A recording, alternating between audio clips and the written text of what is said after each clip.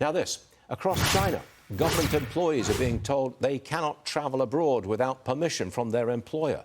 Some workers have been ordered to hand in their passports. Congressman Rich McCormick, Republican from Georgia, joins me now. Congressman, it seems like China's closing up. Why does Beijing worry so much about foreign contact?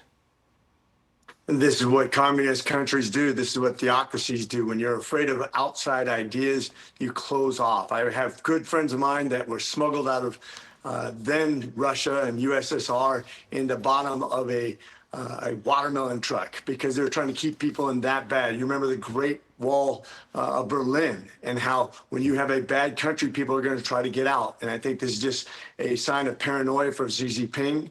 If you recall, they have about 250,000 students just in the United States alone.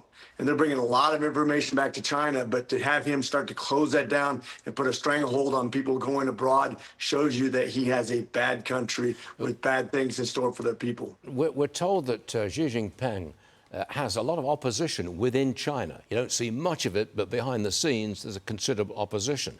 So is this crackdown, is this stopping of foreign travel and foreign influence, has that got something to do with his shaky position inside the country? 100%. Anybody who becomes paranoid starts eliminating their enemies, and he's locked up a lot of people over the years, probably hundreds of thousands of people. Anybody who rebels against the government or even speaks against the government, people have disappeared off the streets. They use slave labor in the western portion of China. The nefarious thing they do to their own people, let alone countries abroad, is just outrageous. He's got to be a little paranoid, though, because his economy is on a precipice of crumbling. If you look at his declining population and the housing market, they have some big problems they're going to have to face, and that's going to put him on precarious footing. You're on the Armed Services Committee, and President Trump announced the U.S. is positioning 2 nuclear submarines closer to Russia. And then Trump has set a Friday deadline for a peace agreement between Russia and Ukraine. The onus is on Putin. The ball seems to be in Putin's court. It's up to him to respond to the deadline. What are we going to do if he doesn't? That's a great question. I will tell you that the United States and Europe combined have about a 50 trillion GDP compared to Russia's 2. We should be crushing them economically. We should be putting massive sanctions on them. I certainly don't want to go toe-to-toe with them militarily, not that I'm worried about conventional warfare, but I very much am worried about an escalation in nuclear tensions, considering they are a nuclear power. But I also don't want to react to another ex-president. I don't want Russia reacting to Biden or Obama and anything they might say. I want to be very careful on this footing. I love the president.